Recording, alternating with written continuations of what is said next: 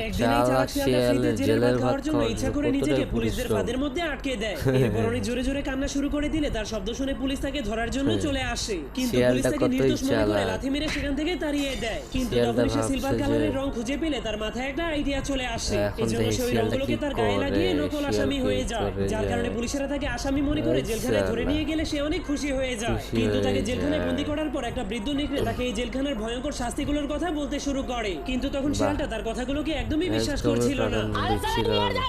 আমি বিশ্বাস করি না। এজন্য বৃদ্ধ নেকড়েটা সবাইকে বাঁচানোর জন্য লোহার মাধ্যমে চাবি বানিয়ে সবাইকে জেলখানা থেকে মুক্ত করে দেয়। কিন্তু সেই পাগল শিয়ালটা জেলের সরকারি খাবার খাওয়ার জন্য নিজেকে আবারও জেলখানার মধ্যে বন্দী করে দেয়। কিন্তু এরপর সে যখনই দেখতে পায় পুলিশেরা তাকে কুপিয়ে মারার জন্য ধারালো কুড়াল নিয়ে তার দিকে আসতে শুরু করেছে, তখন সে অনেক ভয় পেয়ে জেল থেকে পালাতে শুরু করে দেয়। তোরা কে কোনা আমার বাসা? এজন্য জেলার তাকে ধরার জন্য তার পিছনে অনেকগুলো ভয়ঙ্কর কুকুর লাগিয়ে দেয়।